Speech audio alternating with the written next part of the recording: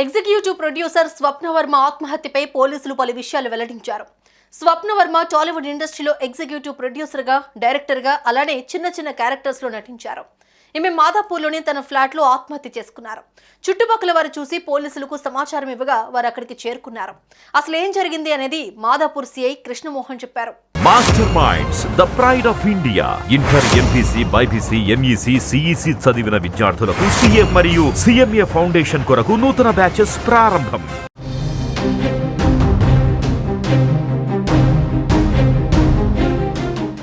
Good evening అండి. ఈరోజు 11:30 గంటలకి మా కారు పెట్రోలింగ్ చేస్తుంటే కాకతీయ హిల్స్ నుంచి ఒక కాల్ రావడం జరిగింది. అక్కడ ఏదైతే మన తీగల రెసిడెన్సీ అని ఓనర్ గారు సుధీర్ రెడ్డి అని ఉంటారు, ఆయన మనకి ఫోన్ చేసి కారుకి వాళ్ళ ఇంట్లో రెంట్కుండే అమ్మాయి ఒక హ్యాంగింగ్ చేసుకుందని చెప్తారు. ఆ కాల్ డైల్ కాల్ రాగానే మా స్టాఫ్ అక్కడ పోవడం, ఆ ఇంటికి పోయి చెక్ చేసి ఒక బెడ్రూమ్లో ఒక ఆమె ఉరేసుకుని చనిపోయినట్టు బయటికి కనిపిస్తుంది.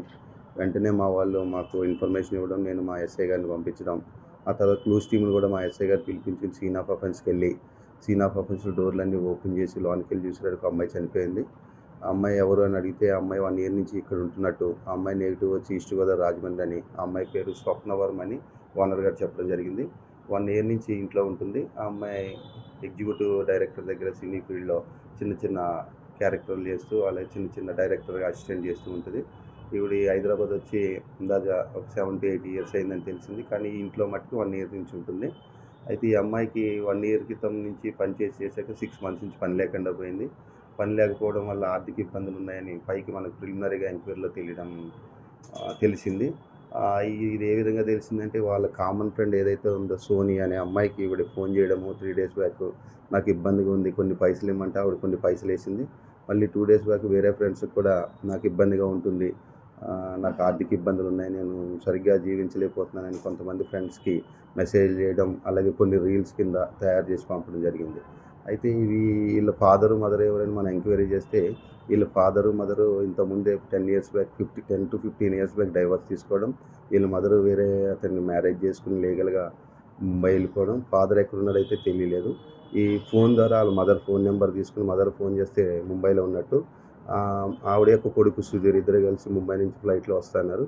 ఈ లోపల మనం ఏం చేసినట్టు ఉన్న డెడ్ బాడీని, అక్కడున్న ఎవిడెన్స్ అంతా కలెక్ట్ చేసుకుని ఈ డెడ్ బాడీని గాంధీ హాస్పిటల్కి ప్రిజర్వేషన్ పంపడం జరిగింది. వాళ్ళు వచ్చాక లీగల్గా ఏ విధంగా అయితే పిటిషన్ ఇస్తారో దాని మీద లీగల్ యాక్షన్ తీసుకుని తదుపరి చర్య తీసుకుంటామని మీ అందరికీ తెలియజేస్తున్నాను. సినిమా ఫీల్డ్లో ఆర్థిక ఇబ్బందులు పడేవారు చాలా మంది ఉంటారు. కొందరు వాటిని అధిగమిస్తారు, కానీ మరికొందరు ఓటం పాలయ్యామని మనస్తాపానికి గురై ఇలా ప్రాణాలు తీసుకుంటారు. స్వప్నవర్మ ఎన్నో ఆశలతో రాజమండ్రి నుంచి హైదరాబాద్కు వచ్చిందే, కానీ అవకాశాలు రాక ఆర్థిక ఇబ్బందులు వెంటాడే ప్రాణం తీసుకునేలా చేశాయి. సుమన్ టీవీలో మీ పర్సనల్ అండ్ బిజినెస్ ప్రమోషన్స్ కోసం కింది నెంబర్కి కాంటాక్ట్ చేయండి.